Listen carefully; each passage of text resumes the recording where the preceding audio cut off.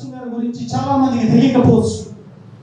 కానీ ఆయన చేసినటువంటి, ఆయన ఉన్నటువంటి త్యాగ నిరతి కానీ, దేశభక్తి కానీ, అపారమైనటువంటి పరిపాలనా దక్షత కానీ మనం ఎప్పుడూ కూడా మర్చిపోకూడదని, అది స్ఫూర్తిదాయకంగా తీసుకోవాల్సినటువంటి ఆవశ్యకత ఈనాటి యువతికి అవసరమైన ఉద్దేశంతోనే ముఖ్యంగా విద్యార్థులతో ఈ కార్యక్రమాన్ని ఏర్పాటు చేయడం జరిగిందని చెప్పి మనం చేస్తాము.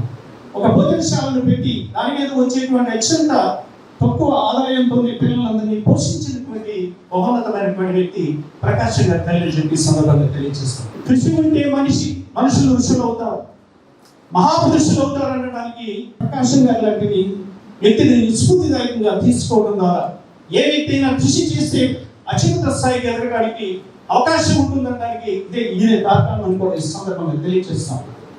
ప్రకాశం గారు ధైర్యశాలి, అలాగే త్యాగశీలి. ఆయన త్యాగాన్ని ఒక్కసారి మనం చూసినట్లయితే, ఆయన జీవన చరిత్రను ఒకసారి మనం అవగతం చేసుకున్నట్లయితే, ఆయన చేసినటువంటి త్యాగ నిరతి కానీ, ఆయన చేసినటువంటి మరి ఎంతో ఆయనకున్నటువంటి మహోన్నతమైనటువంటి లక్షణాలు కొన్ని మరి మనం ఒకసారి మనం చేసుకోవాలి. ఆయన ఒక ప్రజానాయకుడే కాదు, స్వాతంత్ర సమరయోధుడు, మన స్వాతంత్ర సమరయోధుడితో పాటు ఒక పాత్రికేయుడు, ఒక నటుడు, ఇలాగా ఈ విధమైనటువంటి ఒక పత్రిక అధిపతిగా కూడా చేసి అనేకమైనటువంటి మరి రోల్స్